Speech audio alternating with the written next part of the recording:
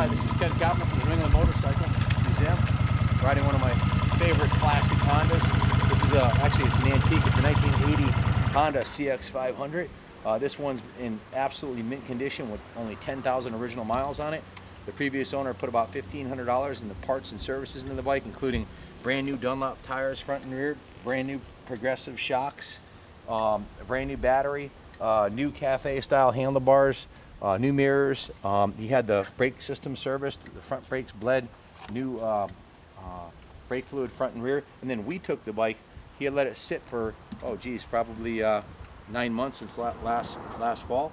And when we got the bike, we took it to the next level and went through the entire bike front to back. And I'll go over everything that we did to it inside. I'll read the work order to you. We put about $2,500 into it. So the bike's had over $4,000 worth of parts, service, and upgrades done to it in the last 200 miles. Again, brand new tires, the brakes are serviced, tank and carbs have been cleaned, new battery, just a gorgeous bike. Starts right up, purrs like a kitten. Typical of most 80s Hondas, it's a little cold-blooded. Once it warms up, it runs fantastic. These CX500s are notorious for being extremely reliable.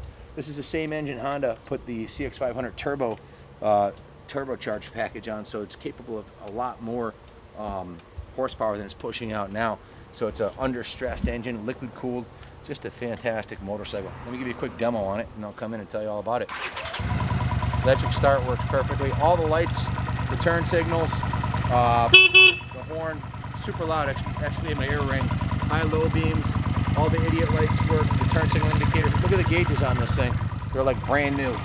Traditional Honda quality electric starter. Let me fire it right up again, is perfect. You can see why Honda almost put Harley out of business in the 80s. These things are just fantastic machines, ahead of their time. Give me a quick demo on it.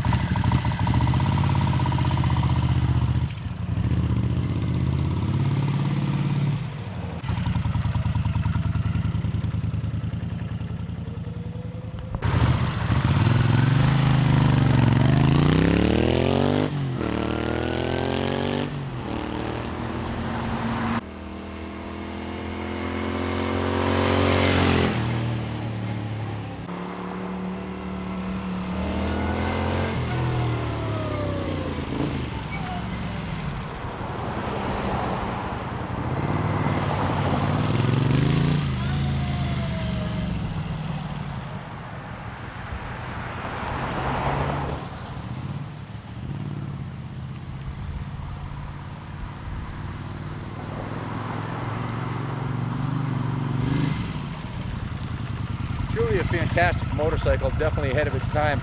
The bike, the clutch, the transmission, everything works beautifully. A lot of power. It's got a red line of almost 10,000 RPM. I didn't take it over 7,000 and it was pulling like a freight train. Definitely a strong running bike. Zero maintenance with the shaft drive, disc brakes, liquid cooled. This is a bike I wouldn't hesitate to ride this thing cross country tomorrow with the low miles and it just being sorted out. This bike's ready to rumble. Let's bring her inside and we'll go over the work order, everything that was done to it. This is a V-twin horizontally opposed engine, about 45-degree motor, and it has a really unique sound to it.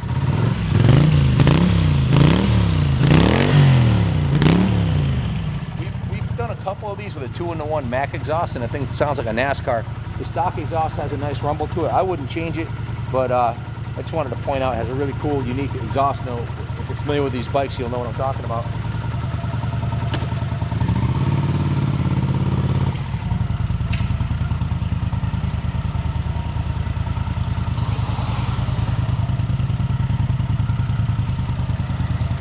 So as I said previously, the previous owner had done quite a bit of work to the bike. Brand new tires, had the brake system gone through, new battery.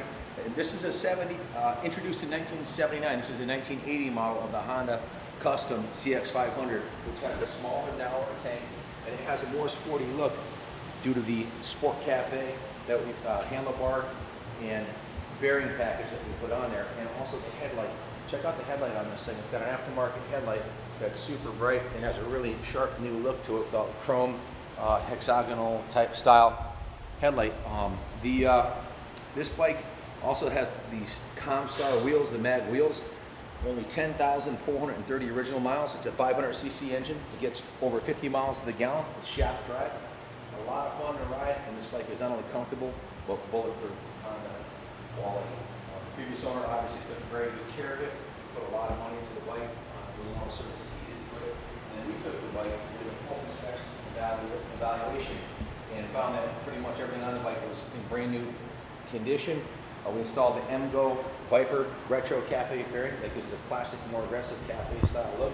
We also installed a new Yuasa battery, a new OEM carburetor gasket kit, a new OEM fuel cap gasket, new air cut valves, a new accelerator pump, and a new fuel line. I'll go over the detailed work order with you. We put a total of 21.5 hours into the bike, along with the parts and labor that we did to the motorcycle and the fairing. And the other things we did, we invested $2,540 into the motorcycle. The previous owner had put the progressive style shocks on there with the new tires, and the brake surge, I think, handles like a dream, runs like a dream, and it pulls really hard at 6,000 RPM and up. Under 6,000, it's super docile, very fuel efficient. One of the first things we did when we got the bike, after performing a full inspection of the motorcycle, we also did the compression test. After installing the brand new battery and a new K&N OEM type replacement air filter, and new engine oil, and new spark plugs, we then performed a cylinder compression test. It's 165 PSA in both cylinders, which is perfect, indicating the valves didn't need to be adjusted or anything. Everything's perfect inside the engine. We inspected the fuel tank and petcock operation. The inside of the fuel tank is in excellent condition. The petcock worked beautifully. The carburetor was then removed from the motorcycle and performed a complete rebuild and adjust and cleaning of the carburetor. New air cut valves were installed and a new accelerator pump was installed. So the carburetors were completely rebuilt and then synchronized while on the motorcycle. The tire pressures were checked. We adjusted the rear brake pedal free plate, adjusted the pedal height. We've changed the front brake fluid, emptied the master cylinder cup to clean it out and flush it out, adjusted the rear brake light switch, assembled, and we also disassembled the throttle housing to clean the handlebars and the throttle pipe, and lubricated both the throttle cables and adjusted the free plate. We lubricated the clutch cable and completely rerouted the cable to work with the cafe handlebars. We rerouted the switch housing wire harness on the left and right side to work with the cafe bars, and we disassembled the left switch housing to repair the horn. And I won't honk it again because it's so loud it made my ears hurt, but there's a fantastic horn on it. We rerouted the front brake hose to work with the cafe handlebars. We loosened the cable to housing nuts and rerouted the throttle cables, and then tightened the nuts to avoid hitting the fuel tank with the cafe style bars. So quite a bit of effort getting everything dialed in. We installed the fairing and routed the cables and hoses to work with the fairing, and corrected the wire routing inside of the headlight bucket. So quite a bit of service was done to the bike, including replacing the fuel cap rubber. Underneath the cap, there's a rubber. It's a brand new OEM rubber.